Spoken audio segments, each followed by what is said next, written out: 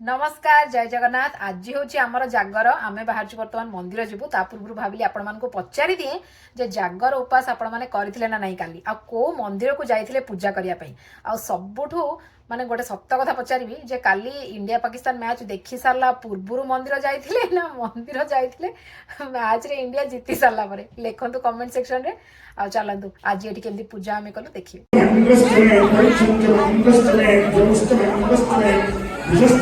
आज दिन जाक महादेव पूजा चलती मंदिर में मु धूपदीप धरिकी आसी सहित पिलामानंकु आनु से घरे पूजा करचंती। एठी किंतु आज अमेरिका रे प्रथम थर पई आमे रुद्राभिषेक करचु। क्षीर दही महू घी एवं चीनी रे महादेव अभिषेक करागला। ए गाधेवा द्वारा कौन तार महत्व रही सबू तत्वर सेटा पंडित जी आमको बुझेले। तापरे महादेव श्री जगन्नाथ पूजा अर्चना है। संध्या बेल जाक वर्षा राजुला आम फेरला बेलू टिके टिके अवश्य झिपझिप होता है छाड़ी जाइए। मु सागु बतुरेकी जाइली छाणी देकी ताधरे बर्तमान देखूँ से बादाम आलू पकईकी साबुदाना खिचड़ी करी बोलिकी एटा को जदि आपण एमती छाणीकी रखीदेवे एमती गोटे जालीदार जगार ताहले सागु गुड़ाक एमती मेदा मेदा होगी हेनी से के सुंदर होगी देखूँ खोला खोला होगी हम पर्ल भाया पूरा रोटी गोटिकिया होगी से भल लगे।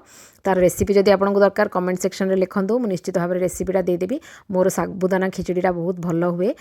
आमे प्राय राति सागु पणा करके पीऊ किंतु आज यहाँ देह भल ना मेडिसिन खाइबे सर्दी खास होगी आखिपाखि नाली पकईकी बसचंती पूरा ये पाग भी एते ठंडा अच्छी सर्दी खास होती से मुझे दही कदली पकई पणा न करी खेचड़ी करके देदेली। आ पिलामानंक से बराद थिला लुची खाए बोलिकी सकाळे मु एमती बुट आलू कखारु सब पकईकी बिना पियाज रसुण तरकारी कर देइथिली।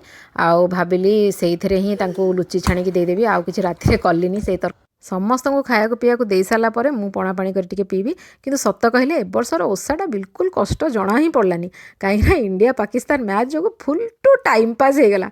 आ शिव शंभु कहले जाओ समस्त को छुट्टी रविवार पड़ी बोली एथरक आमर भी एठी